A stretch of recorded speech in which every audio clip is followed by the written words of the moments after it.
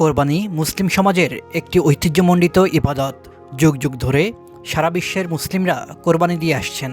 আল্লাহ তাআলা কোরবানির মধ্যে বরকত রেখেছেন। কোরবানি সম্পর্কে হজরত মিকজাফ ইবনে সালিম রহমতুল্লাহ আলাইহি বলেন, আমি রাসূলুল্লাহ সাল্লাল্লাহু আলাইহি ওয়াসাল্লামকে আরাফার ময়দানে দাঁড়িয়ে সমবেত লোকদেরকে সম্বোধন করে একথা বলতে শুনেছি, হে লোক সকল, তোমরা জেনে রেখো, প্রত্যেক সমর্থবান ব্যক্তির উপর প্রত্যেক বছরই কোরবানি করা কর্তব্য, আর যার সামর্থ্য নেই তাদের উপর কোরবানি কর্তব্য নয়। কারণ আল্লাহ কারো উপর এমন কোনো কাজের দায়িত্ব চাপিয়ে দেন না যা তার সাধ্যের বাইরে। সহিহ তিরমিজি। রাসূলুল্লাহ সাল্লাল্লাহু আলাইহি ওয়াসাল্লাম প্রতি বছরই কোরবানি করেছেন। হজরত আবদুল্লাহ ইবনে ওমর রহমতুল্লাহ আলাইহি থেকে বর্ণিত, রাসূলুল্লাহ সাল্লাল্লাহু আলাইহি ওয়াসাল্লাম মদিনার 10 বছর জীবনের প্রতি বছরই কোরবানি করেছেন। সহিহ তিরমিজি, হাদিস নম্বর 1507। কোরবানির সঙ্গে জড়িয়ে আছে হজরত ইব্রাহিম আলাইহিস সালামের স্মৃতি। হজরত ইব্রাহিম আলাইহিস সালাম ত্যাগের পরীক্ষার চূড়ান্ত পর্বে নিজের সন্তানের গলায় ধারালো খঞ্জর চালিয়েছিলেন।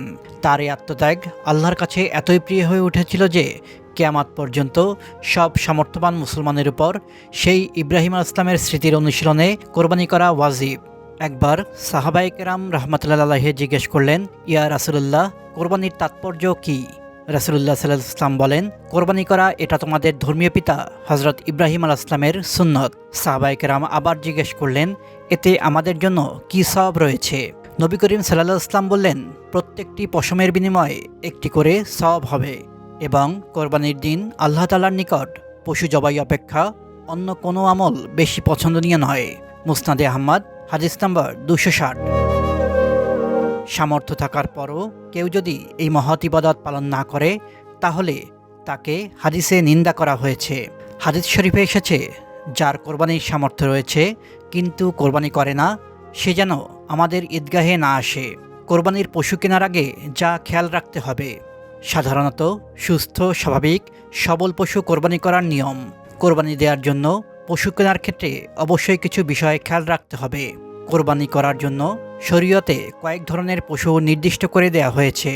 গরু, মহিষ, উট, ছাগল, ভেড়া ও দুম্বা দিয়ে কোরবানি করা জায়েজ। অন্য কোনো পশু দিয়েই কোরবানি করার বিধান নেই।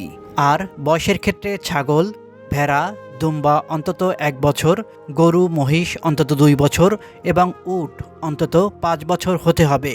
তবে ভেড়া ও দুম্বা যদি এমন হৃষ্টপুষ্ট হয় যে 6 মাসেরটি দেখতে 1 বছরের মতো লাগে, তাহলে সেটি দিয়েও কোরবানি হবে। কোরবানি পশু কেনার আগে খেয়াল রাখতে হবে, এমন দুর্বল পশু কেনা যাবে না যার হাড়ের মজ্জা শুকিয়ে গেছে বা কোরবানির স্থান পর্যন্ত হেঁটে যেতে পারবে না। এরকম পশু দিয়ে কোরবানি জায়েজ হবে না। আর মোটা তাজা পশু দিয়ে কোরবানি করা মুস্তাহাব।